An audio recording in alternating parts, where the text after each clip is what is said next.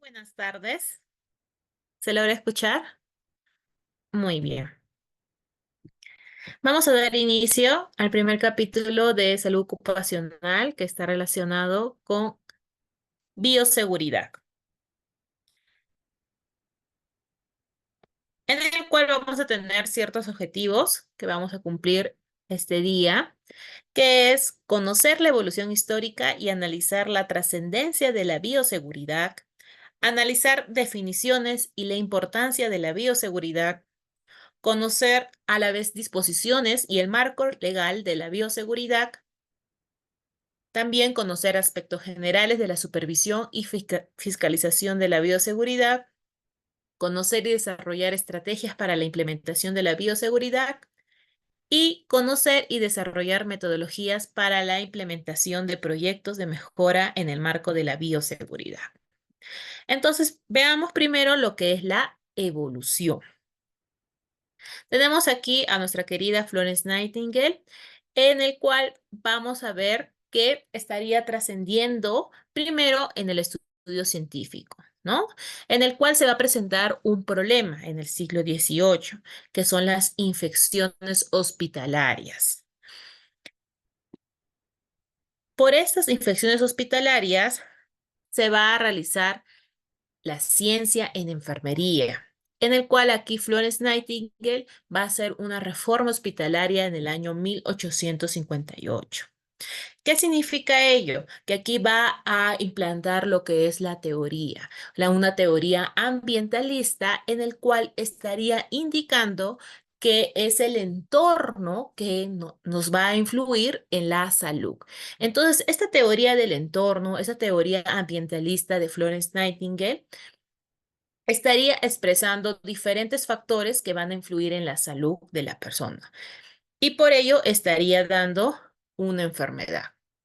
Ya en el siglo XIX ya se estaría viendo triunfos para las reformas hospitalarias. ¿Qué quiere decir ello? Que se estaría aplicando medidas ya de bioseguridad, como es el concepto de la asepsia, ya que en el entorno, en el ambiente, se estaría encontrando con mayor cantidad los estreptococos, los estafilococos, los bacilos gram negativos como causa de infección.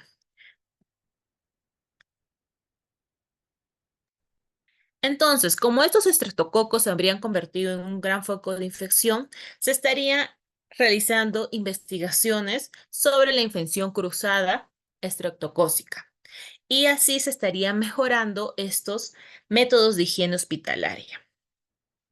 Ya luego, en el año 1955, se estaría dando 14 representantes, uno de ellos que es Campen-Detrick, en el cual darán a conocer conocimientos sobre la seguridad biológica, química, radiológica, además de cuestionar también la seguridad industrial. Y ahí se estaría dando esta posible guerra biológica, ¿no? Donde las conferencias se estarían limitando a establecer los niveles de bioseguridad.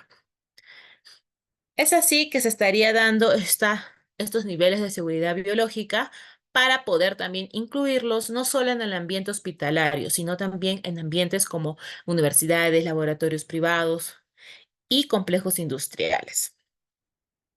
En respuesta a ello, se estaría implantando lo que es la bioseguridad hacia los riesgos potenciales de los agentes biológicos modificados, ya que aquí ya estaría existiendo lo que es la ingeniería molecular. Gracias a ello se estaría modificando estos métodos de higiene para poder prevenir esos posibles riesgos. Según la OMS, en el año 1983 habría editado el Manual de Bioseguridad.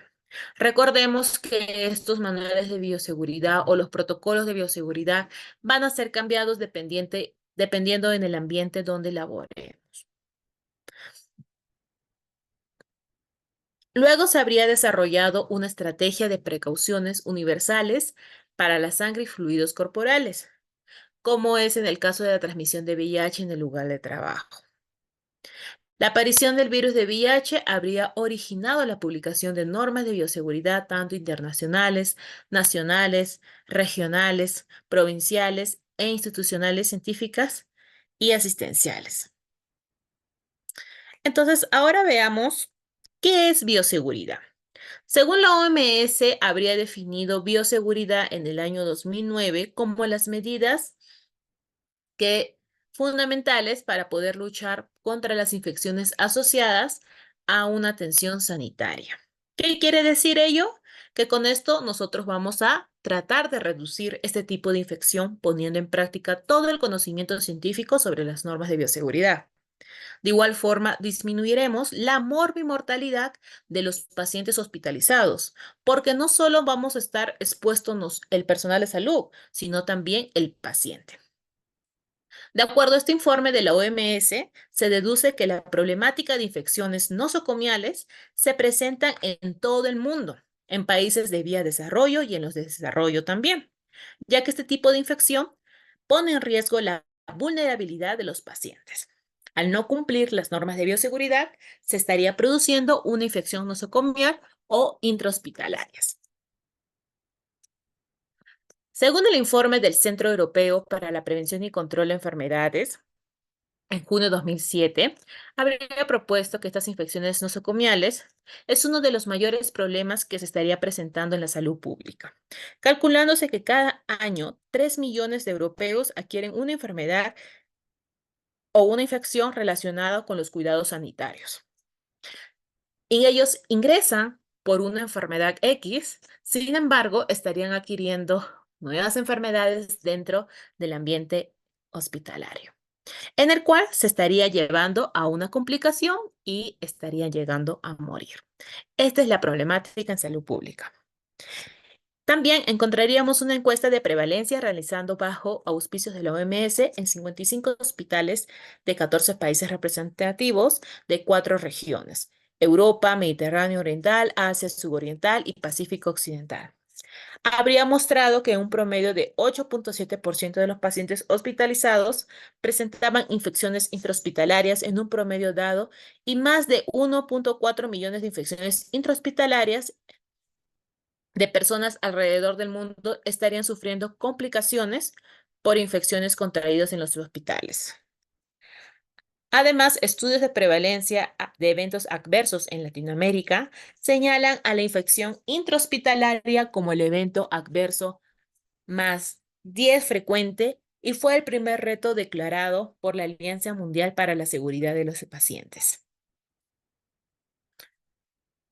Ya en diciembre de 2007, la Dirección de Salud, DISA, de Lima Ciudad, una de las direcciones en el país que va a realizar el monitoreo de los hospitales más importantes de la capital, habría realizado una vigilancia del catéter venoso central. Además, también de otros procedimientos invasivos como es el catéter urinario y también la ventilación mecánica. Aquí habían encontrado resultados donde 1.479 pacientes con catéter venoso central vigilados, de ellos 6 estarían con algún tipo de infección en el torrente sanguíneo. En pacientes con catéter urinario se presentaron también 6 casos y con ventilación mecánica se encontraron 12 casos de neumonía. Estos habrían sido los resultados del Hospital 2 de Mayo, Nacional de Santa Rosa, Hospital Obispo Loaiza, Cayetano Heredia y el Hospital Nacional de la Policía. Entonces, a raíz de estas publicaciones, de estos estudios que habrían realizado, vamos a ver cuál es el marco legal de esta bioseguridad.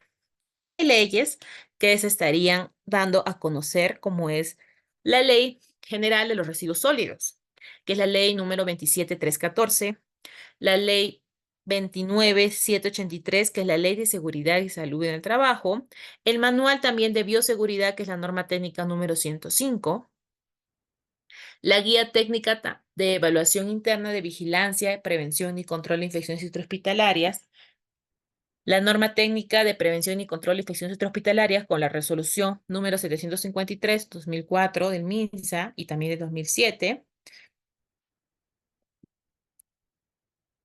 Con respecto al marco teórico, vamos a ver algunos conceptos principales de bioseguridad. Vamos a dar a conocer lo que es la etiología. Recordemos que bioseguridad estaría proveniendo de bio y seguridad. en el cual bio significa vida y seguridad es la calidad de estar seguro, libre de daño, riesgo o peligro. ¿Qué quiere decir ello? Que sería de estar libres de algún tipo de daño o de riesgo, nuestra vida. Esto sería el conjunto de normas y medidas para poder proteger la salud del personal frente a riesgos biológicos, químicos y físicos a los que estaríamos expuestos en el desempeño de nuestras funciones, también a los pacientes y al medio ambiente. Según el Manual de Bioseguridad, esto es un concepto más amplio que estaría implicando una serie de orientaciones para poder proteger al personal que labora en instituciones de salud y a los pacientes, visitantes y al medio ambiente que pueden ser afectados como resultado de la actividad asistencial. Esta bioseguridad es el conjunto de medidas mínimas a ser adoptadas con el fin de reducir o eliminar los riesgos para el personal, la comunidad y el medio ambiente que pueden ser producidos por agentes infecciosos, físicos, químicos y mecánicos. La bioseguridad hospitalaria, a través de estas medidas científicas organizativas, es la que se define las condiciones con las que los agentes infecciosos deberían ser manipulados para reducir la exposición del personal en las áreas hospitalarias críticas y no críticas, a los pacientes y familiares y el material de desecho que estaría contaminando al medio ambiente. Como ustedes se darán cuenta, esta bioseguridad sería el conjunto de estas medidas preventivas para así no ocasionar ningún tipo de riesgo a nuestra salud, también al paciente y al medio ambiente. Tenemos vías de transmisión de infecciones intrahospitalarias. Estos microorganismos pueden transmitirse de muchas formas, desde reservorio al huésped, donde las bacterias causantes de infecciones nosocomiales pueden transmitirse de diferentes formas. Una de ellas es que la flora permanente o transitoria del paciente tenga ya una infección endógena, ¿no? Recordemos que nuestra piel estaría teniendo dos tipos de flora: la flora transitoria y la flora residente. La flora residente es la que no nos estaría causando daño, pero la flora transitoria sí nos puede causar daño, ya que estaríamos nosotros expuestos al estar realizando diferentes actividades. Y esto, al causarnos daño y tener algún tipo de infección endógena aparte por nuestro sistema inmune, se estaría dando una infección. Otro es que la flora de otro paciente o miembro del personal se dé una infección cruzada exógena. La flora del medio ambiente hospitalario también. Es por ello que se estaría aplicando una principal medida de bioseguridad, que es el lavado de manos, ¿no? Ya que con el lavado de manos, con este arrastre mecánico, podríamos disminuir una gran cantidad de microorganismos y así evitar que esta flora transitoria también nos cause alguna enfermedad. Con respecto a las bacterias que van a transmitir de un paciente a otro, podríamos encontrar que se puede transmitir por contacto directo entre pacientes, por ejemplo, las manos, gotitas de saliva u otros humores corporales. El aire, estas gotitas o polvos contaminados con bacterias de un paciente, el personal contaminado durante la atención del paciente, los objetos contaminados del paciente. Aquí, con respecto al ambiente seguro, vamos a ver estas definiciones. Uno, la limpieza. ¿Qué significa limpieza? Es el proceso mediante el cual se eliminan materias orgánicas y otros elementos extraños de los objetos en uso, mediante lavado con agua, con o sin detergente, utilizando una acción mecánica de arrastre. ¿Qué es desinfección? Es el proceso que elimina la mayoría de los microorganismos patógenos, excepto las esporas, de los objetos inanimados. Se efectúan mediante procedimientos en los que se utiliza principalmente agentes químicos en estado líquido, la pasteurización a 75 grados centígrados y la irradiación ultravioleta. ¿Qué significa descontaminación? es el tratamiento químico aplicado a objetos que tuvieron contacto con sangre o fluidos corporales, con el fin de inactivar microorganismos en piel u otros tejidos corporales. ¿Qué es esterilización? Es la destrucción de todos los gérmenes incluidos, esporas bacterianas, que pueden contener un material en tanto que la desinfección pueda destruir a estos,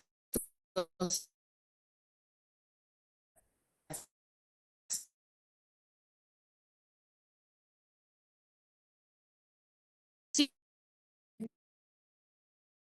incluye. Sin embargo, incluyendo las esporas.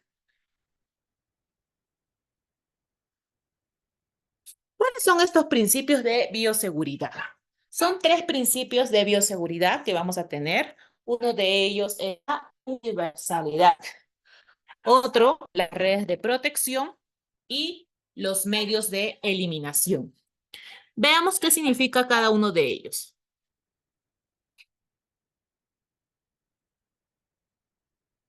Con respecto a la universalidad, estaría indicando que todos somos agentes patógenos, por el cual yo tengo que usar barreras de protección.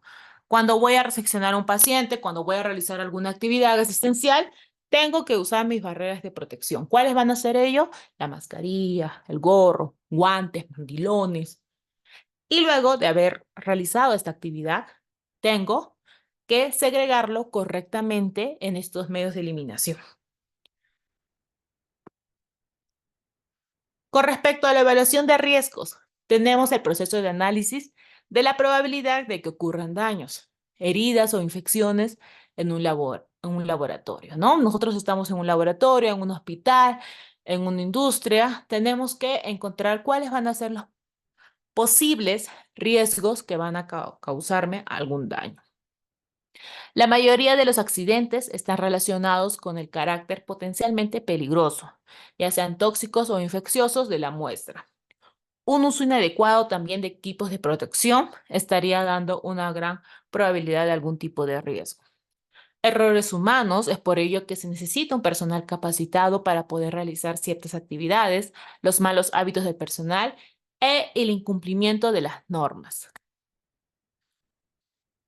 Con respecto a estos elementos básicos, vamos a tener a las prácticas de trabajo, al equipo de seguridad y el diseño y la construcción de la instalación que ellos estarían influyendo para la seguridad del paciente. Según la OSHA, que es la Agencia de Seguridad de Salud Ocupacional de los Estados Unidos, estaría reconociendo la necesidad de un reglamento que prescriba las medidas de bioseguridad para proteger a los trabajadores de los peligros contra la salud relacionados con los patógenos transmitidos por la sangre.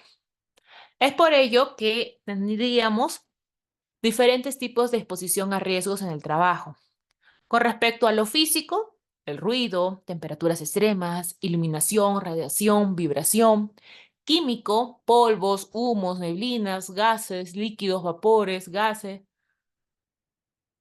biológico, bacterias, virus, hongos, ergonómicos, posturas, peso, movimiento repetitivo, psicosociales, la carga laboral, el acoso laboral, el estrés laboral, acá el síndrome de Burnout que incluso se estaría dando, ¿no?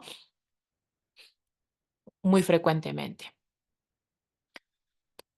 Con estos agentes peligrosos biológicos, como habíamos mencionado, serían las bacterias, virus y los hongos, ¿no? Acá también estarían incluidas las esporas. Recordemos que los hongos son las esporas. Según el Ministerio de Ciencia, Tecnología y Medio Ambiente, se estaría clasificando en grupos. El grupo 1 es el escaso riesgo individual y comunitario, siendo de muy poco probable que causen enfermedades en trabajadores saludables. El grupo 2 van a presentar riesgo individual y moderado y comunitario limitado que pueden causar enfermedades, pero normalmente no constituyen un riesgo serio para el trabajador saludable, la comunidad y el medio ambiente. Pero ojo, para el trabajador saludable, ¿no? Que no tenga algún tipo de enfermedad crónica. Luego tenemos el grupo 3, que va a representar un riesgo individual elevado y comunitario bajo, y suelen provocar enfermedades graves, no propagándose ordinario de una persona infectada a otra. Pero usualmente existen las medidas profilácticas y tratamiento específico eficaz.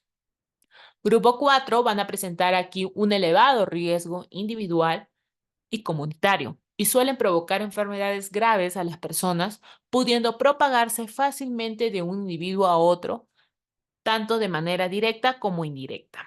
Y usualmente no existen medidas profilácticas ni tratamiento específico eficaz. Son exóticos para el territorio nacional y a cada grupo le estaría correspondiendo un nivel determinado según la seguridad biológica. Veamos con respecto a estos niveles, ¿no? Tenemos aquí los niveles de bioseguridad que se van a basar en la combinación de las características de del diseño, construcción, medios de contención, equipos, prácticas y procedimientos de operación, ¿no? Habíamos conversado que el grupo 1 eran personas que son saludables y no habría ningún tipo de exposición, tanto también como el nivel 2, ¿no? Ya en el nivel 3 y en el nivel 4 se estaría presentando la enfermedad, solo que a diferencia del nivel 4, aquí ya no estaría viendo un tratamiento específico. Es por ello que estaría cambiando ya también este diseño, estos equipos y estas prácticas que estarían realizando los trabajadores. En este nivel de bioseguridad 1, como habíamos visto en la imagen, son agentes que tienen pocas probabilidades de provocar enfermedades en los seres humanos o animales. A este nivel se va a trabajar con agentes que van a presentar un peligro mínimo para el personal del laboratorio y para el ambiente. El acceso al laboratorio no es restringido y el trabajo se realiza por lo regular en mesas estándar de laboratorio.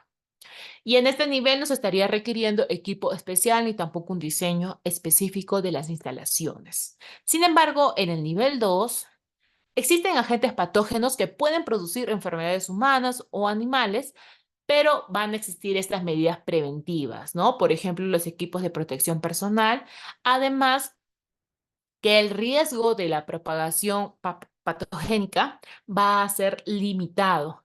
Es por ello que es similar al nivel 1 y en él se van a manejar agentes de peligro moderado hacia el personal y el ambiente. Pero se van a diferir en algunas características. Por ejemplo, el personal de laboratorio tiene entrenamiento específico en el manejo de estos agentes patógenos. El acceso al laboratorio es restringido cuando se está realizando algún trabajo. Se toman precauciones extremas con instrumentos punzocortantes contaminados. Ciertos procedimientos en los cuales pueden salpicar los agentes o aerosoles se llevan a cabo en gabinetes de trabajos o biológicos.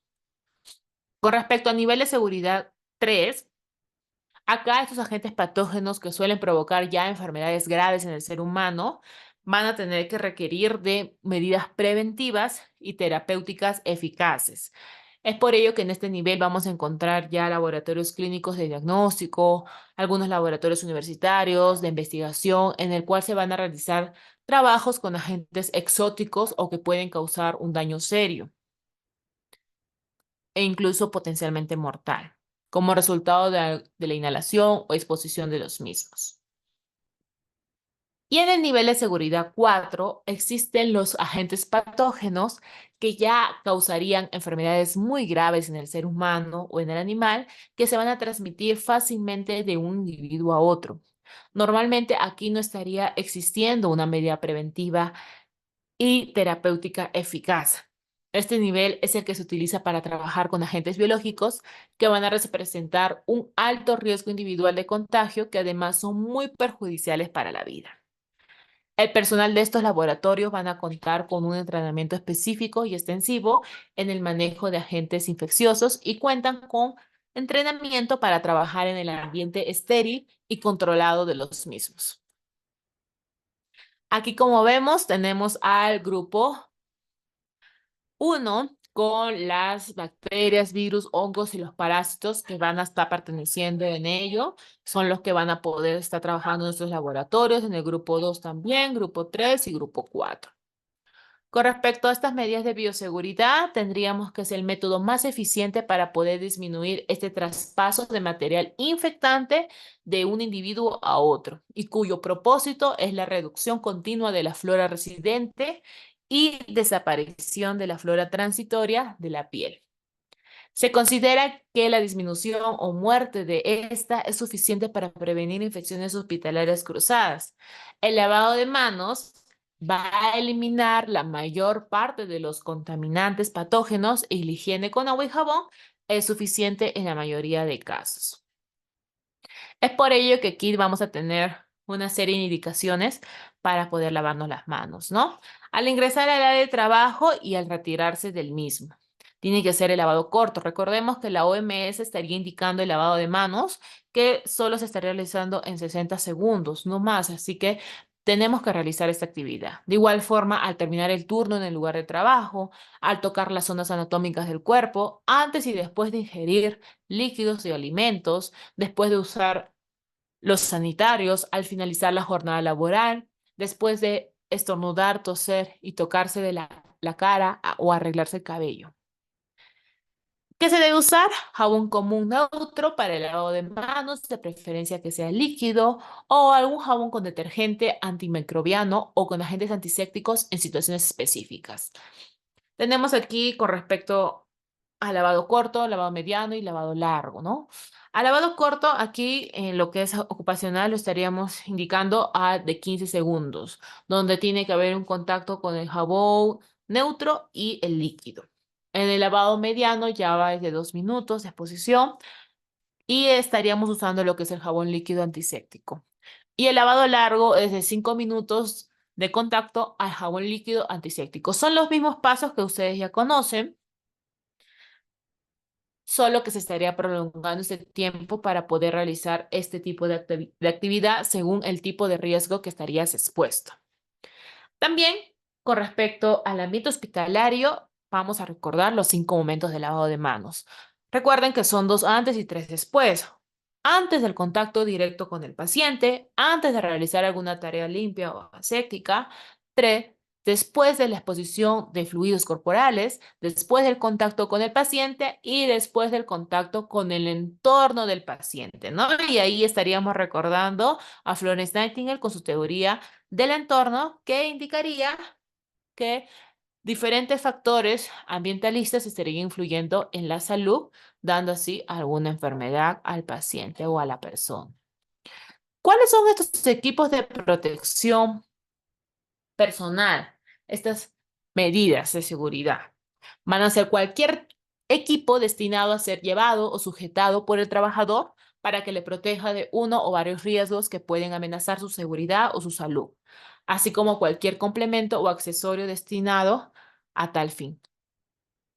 Tenemos, por ejemplo, a lo que es la gorra, en la cara y en los ojos vamos a usar lo que es la protección ocular para así evitar esas salpicaduras o ese contacto con fluidos. En la nariz y la boca va a estar cubierto con lo que es la mascarilla facial. Vamos a tener mascarillas simples, mascarillas N95, las batas, estos mandilones que también van a ser antifluidos. En las manos vamos a usar los guantes, el uniforme también que va a ser necesario y los zapatos, para que así no esté en contacto con los zapatos de diario. Con respecto al gorro, debe contar con un reborde elástico y cubrir suficientemente todo el cabello, además de los pabellones auriculares. Y hay que colocarlo antes de calzarse los guantes y ponerse la mascarilla. Recordemos que cada material de equipo de protección personal tiene que ser primero revisado, tiene que ser primero visto que no haya ningún tipo de daño alguno, porque si hay algún tipo de daño en este equipo de protección personal, tendremos que devolverlo y ya no usarlo, porque si no ya nos estaría dando esta protección que queremos. Con respecto a la mascarilla, ellos van a ser un mecanismo de barrera. Proteger contra la contaminación de microorganismos en el ambiente es su función. Con respecto a las gafas, van a proteger de salpicaduras de sangre o algún tipo de secreción, evitando así la infección de la conjuntiva ocular. y se estaría usando después de la mascarilla y el gorro. El mandilón se va a usar en todo tipo de procedimiento que va a implicar la exposición del trabajador o al material biocontaminado. Ellos deben ser impermeables, antifluidos. Con respecto a los guantes, van a hacer un mecanismo de barrera de protección personal que nos van a proteger del contacto con las secreciones y material contaminado. Las botas se van a utilizar para evitar la contaminación del área donde se realiza el procedimiento. Es por ello que esto lo estaríamos colocando antes de colocarse la gorra, la mascarilla y los guantes, y van a ser de uso obligatorio en todas las áreas rígidas. Entonces ya hemos reconocido estos equipos de protección personal. Ahora lo vamos a ver en otras actividades económicas, ¿no? Porque eso es en un ambiente hospitalario, en un laboratorio. Pero, por ejemplo, aquí tenemos también estos equipos de protección personal en un área industrial, en el cual van a ser un complemento para poder combatir los riesgos laborales y también enfermedades ocupacionales, ¿no? Que habíamos ya descrito anteriormente.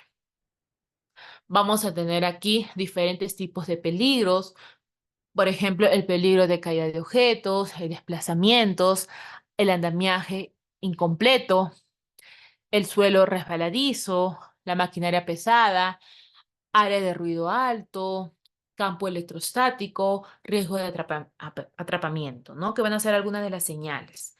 Para que los equipos sean efectivos, es importante destacar que estos deben ajustarse según estos tipos de riesgos que vamos a estar presentes en el lugar del trabajo. Para ello, tenemos que obtener nuestros equipos de protección personal de calidad, porque así estaría proporcionándonos máximo confort y también un peso mínimo, ¿no? Al momento de usarlos. No deben tampoco ser tan grandes ni tan pequeños, deben ser fabricados de acuerdo a las normas técnicas y deben ser durables. Con respecto al marco legal, tenemos el Reglamento de la Seguridad, que es el 024 de 2016, en el cual en este artículo 81 estaría terminantemente prohibido el ingreso de trabajadores a las instalaciones de una mina sin equipo de protección personal. O el equipo de protección personal también deberían estar en el perfecto estado de funcionamiento, conservación y higiene para su uso, ¿no? Y todo esto sería encargado de ver la persona a cargo. En el artículo 82, dependiendo del tipo de trabajo, se va a requerir cambios de ropa antes y después de ellas, ¿no? De ciertas actividades. Y se va a realizar en vestuarios instalados en la misma empresa y diferenciados por género. Tenemos el artículo 83, donde los trabajadores expuestos a sustancias infecciosas, irritantes y tóxicas se van a cambiar la ropa de trabajo antes de ingerir alimentos o abandonar el lugar o área de trabajo. El artículo 84, los trabajadores de soldadura autógena deben tener durante la labor de anteojos, cascos, guantes, respirador y vestimenta resistente a altas temperaturas. El área de soldadura debe estar aislada visualmente al resto del ambiente. Para la protección de la cabeza tenemos que usar el casco, ¿no? Pero no va a ser cualquier casco. Recordemos que este casco también tiene que ser protocolizado y deben atrapar todo el pelo por máquinas en movimiento. Protegen contra las caídas de objetos. Con respecto a la protección de ojos y cara, tenemos a las gafas, a los escudos faciales o a los cascos de soldaduras, que van a proteger contra las partículas proyectadas u objetos, polvo en el aire y radiaciones ultravioletas. Para la protección auditiva tenemos a las orejeras o los tapones o bandas que van a proteger contra altos niveles de ruidos. Protección respiratoria, tenemos a los respiradores, la máscara con depósito, respiradores de cartucho, que van a preservar la salud de las personas que respiran en ambientes nocivos, contra la atmósfera también contaminada. En la protección para manos y brazos tenemos a los guantes de soldador. Ellos van a proteger de traumas, lesiones y cortaduras. Protegen también de sustancias químicas y solventes que van a estar manipulando estos trabajadores. Para la protección de pies tenemos a los zapatos de acero o las botas de plástico o caucho, ¿no? Todo ello va a depender según la actividad que uno estaría realizando. Ellos estarían protegiendo del atrapamiento de dedos o deslizamiento de pisos y van a proteger contra el contacto del material caliente y húmedo. Para la protección del cuerpo tenemos a las chaquetas, los pantalones, camisas manga largas. En caso de lluvia, también podemos usar lo que son los impermeables. El arnés de seguridad, en el caso que uno va a estar realizando actividades a alturas, para evitar así la caída del vacío. Tenemos aquí una serie de señalizaciones donde estaríamos diferenciando qué EPP vamos a tener que usar para esta actividad.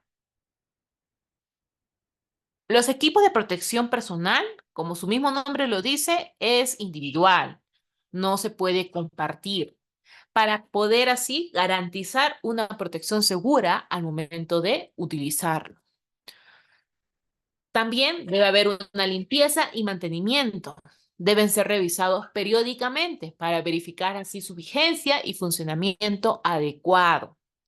No evitan accidentes o el contacto con elementos agresivos, ¿no? Van a disminuir el riesgo, sí, pero no estarían evitando estos accidentes.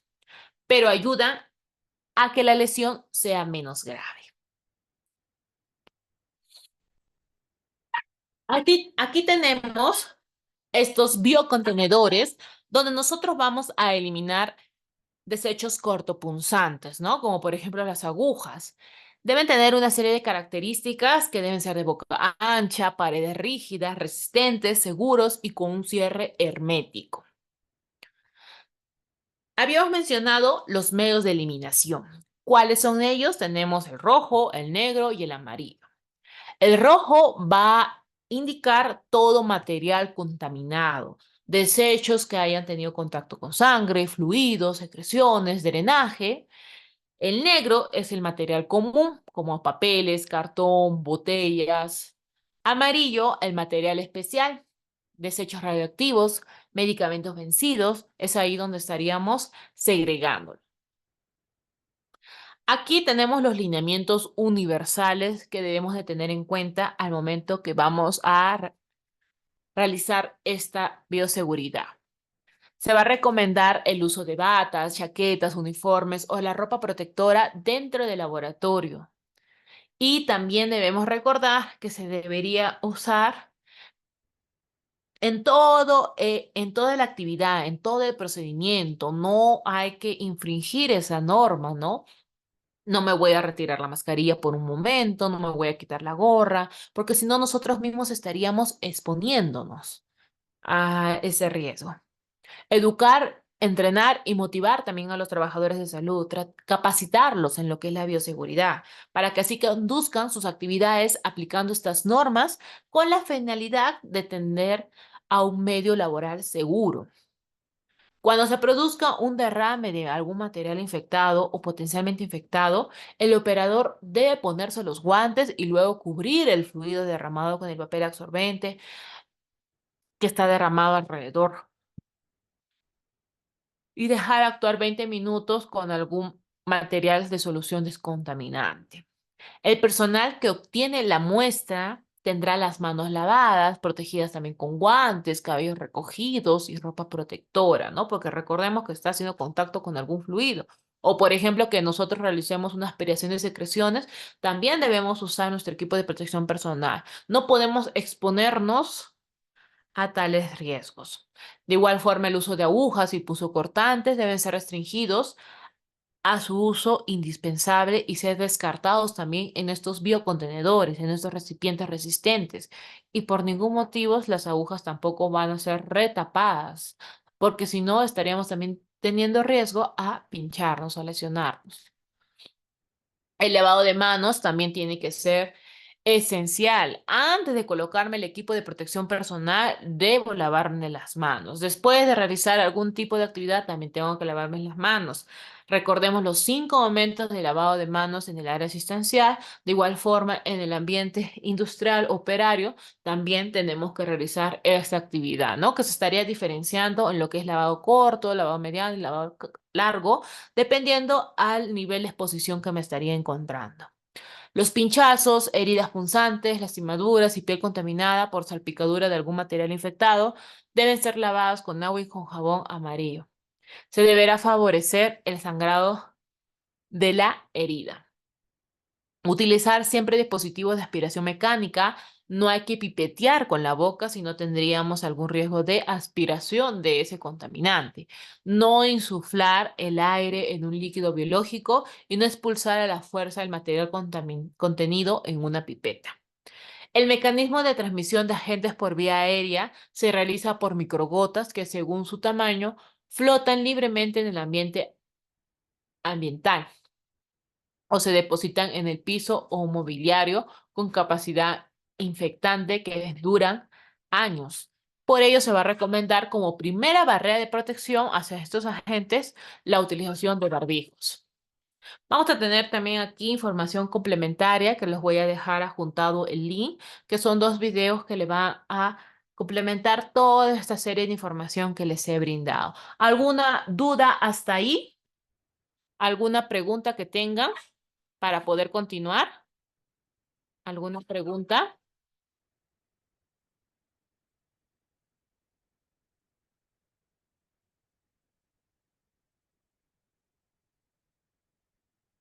¿Alguna pregunta hasta ahí?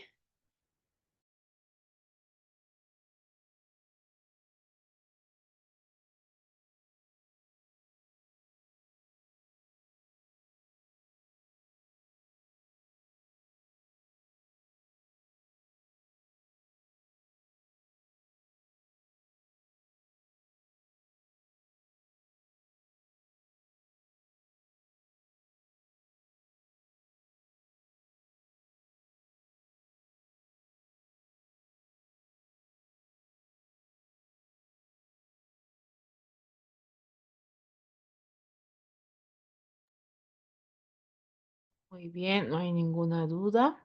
Vamos a continuar revisando lo que es este manual de bioseguridad.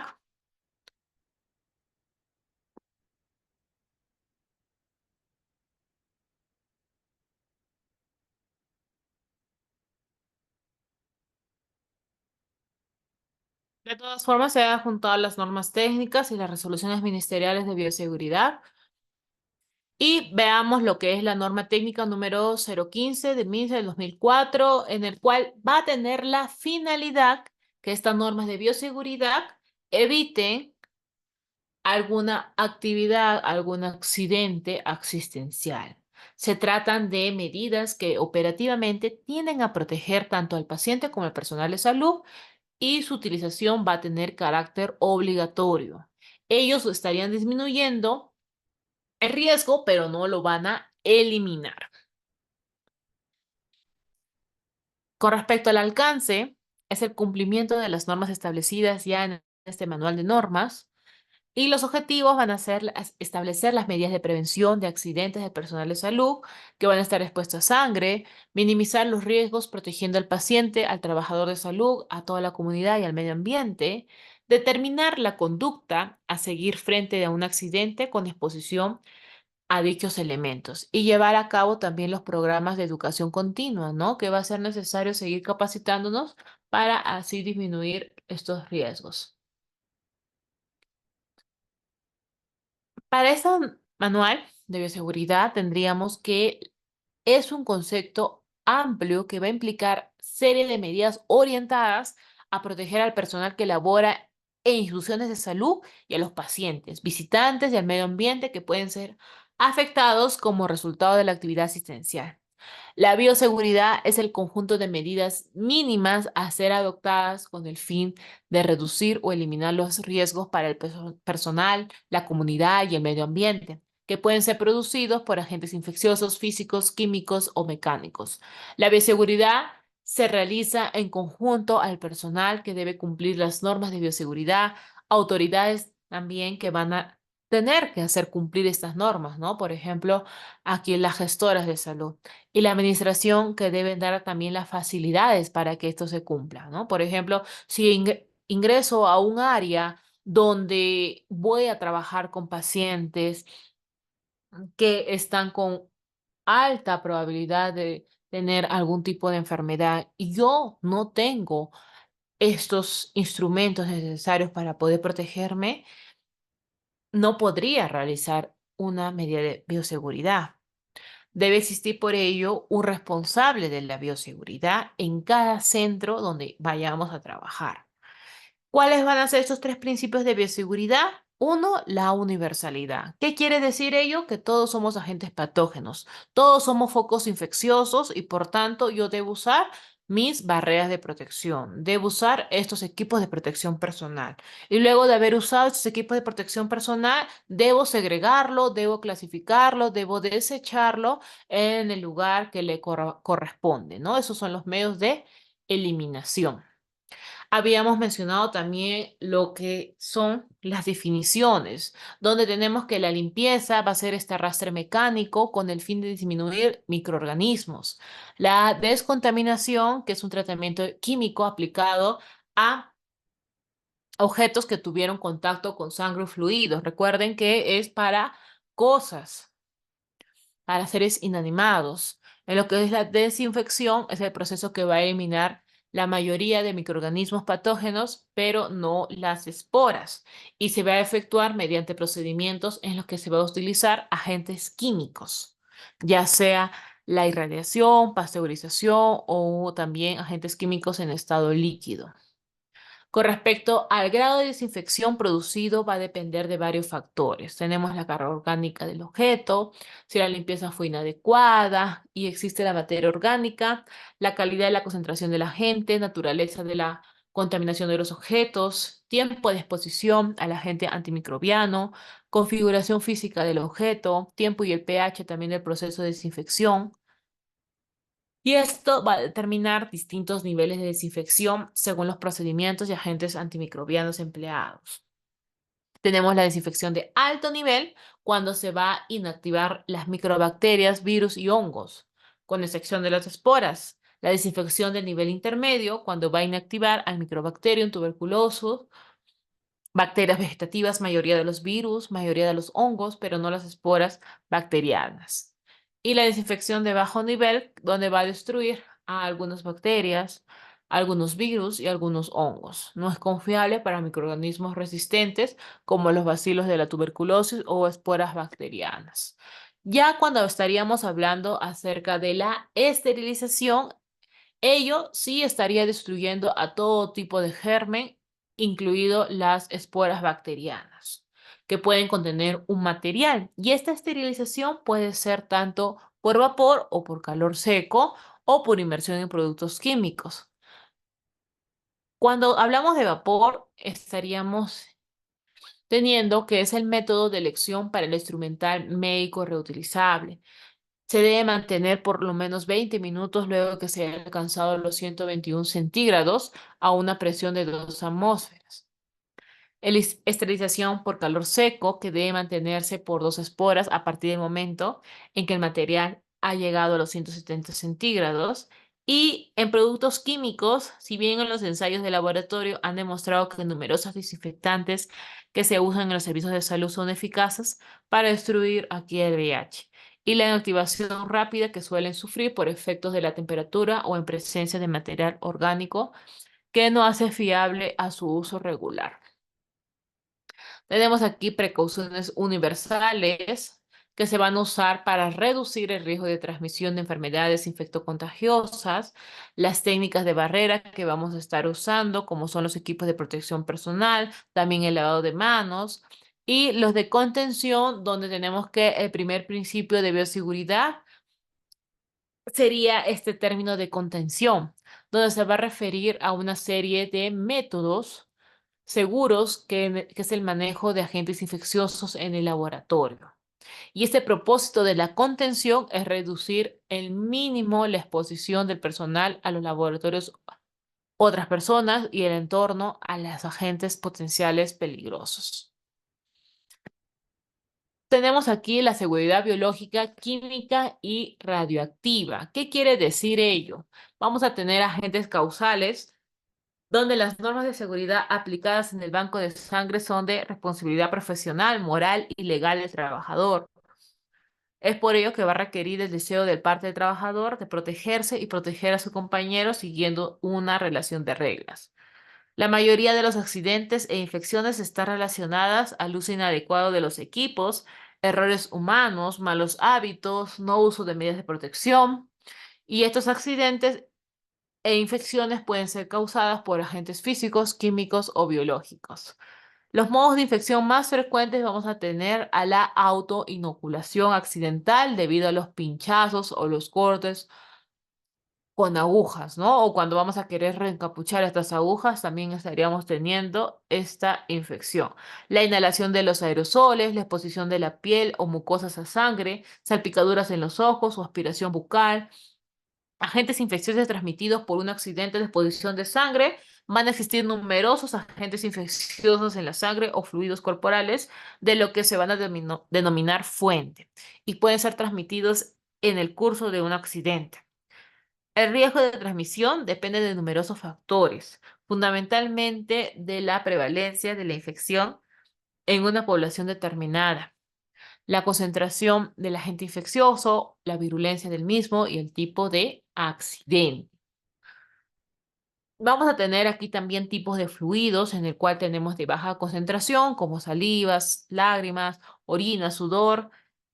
Van a ser de riesgo que fluidos, semen, secreciones cérvicos, vaginales, sangre, y potencialmente de riesgo líquidos sinoviales, pericárdicos, amnióticos y pleurales. Es por ello, para el descarte de la sangre y componentes de tejidos, vamos a tener que realizar una correcta desegregación. Y esta segregación de los residuos es la clave de todo proceso de manejo, debido a que en esta etapa se van a separar estos desechos y se van a clasificar de manera correcta para que así no haya problemas posteriores. Cada uno de los tipos de residuos considerados en la clasificación adoptada en el hospital debe contar con un recipiente claramente identificado, ¿no? Y como verán aquí en la imagen, se estaría encontrando más colores, ya no solo el rojo, amarillo y negro, sino también el azul, el marrón y el verde. ¿Por qué existiría estos tipos de colores aparte? Porque ya en cada hospital van a poder realizar también lo que son este uso de las 3 Rs, ¿no? Que es el reusar, el reutilizar y el reducir, ¿no? Y aquí ya lo estarían separando por lo que son los cartones, los plásticos y material orgánico. Con respecto a la manipulación y el almacenamiento, estas bolsas y recipientes de desechos deberán ser selladas correctamente y llevadas a un lugar especial de almacenamiento donde se van a colocar en pilas separadas de acuerdo a los colores de las bolsas. El lugar de almacenamiento deberá ser seguro y contar con instalaciones que permitan su limpieza y en caso de derrame de desechos.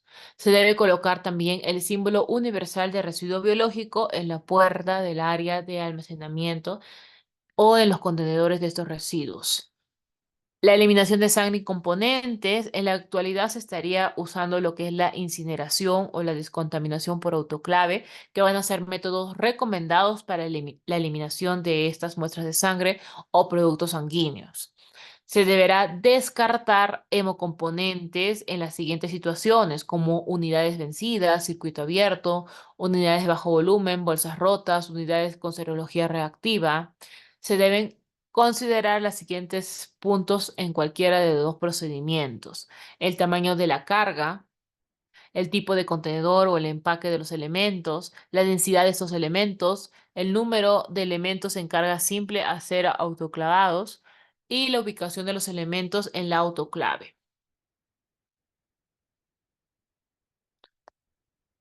Con respecto a las normas para la segregación de materiales de desecho, tenemos aquí a que deben ser clasificados y separados de acuerdo al lugar que le corresponde. Los objetos punzocortantes deben estar en los biocontenedores. Los desechos líquidos o semilíquidos especiales deben ser colocados en recipientes resistentes y con tapa hermética.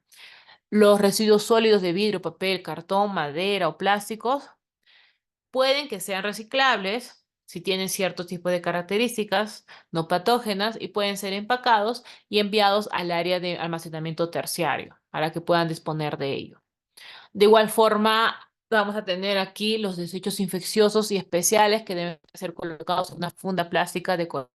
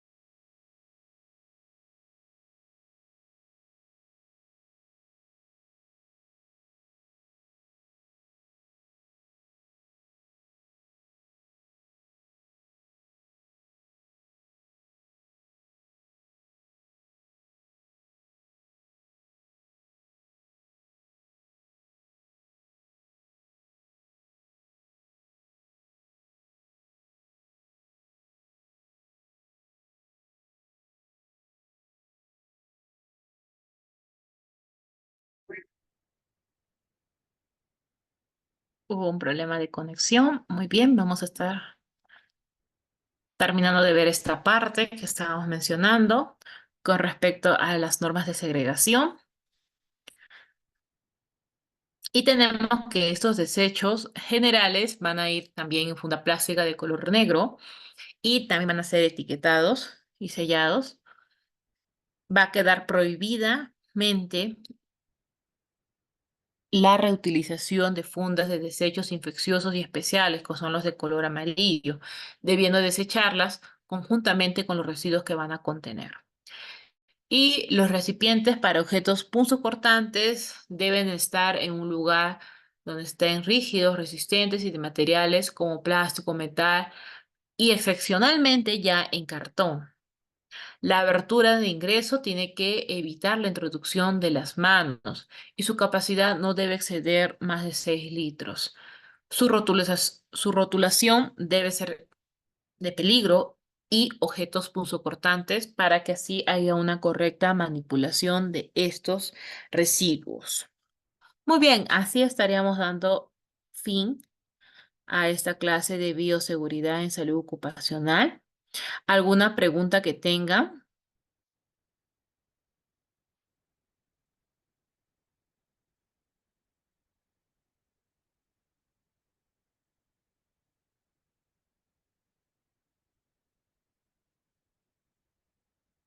¿Alguna pregunta que tengan?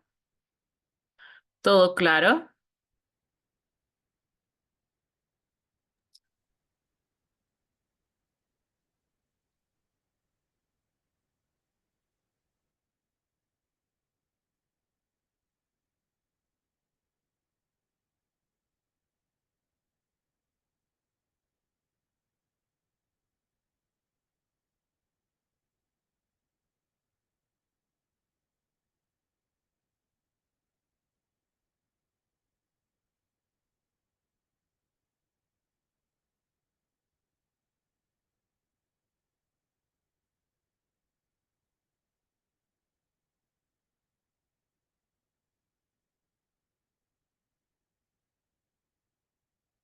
Muy bien, si todo está claro, damos por finalizado la clase de hoy. Muchas gracias.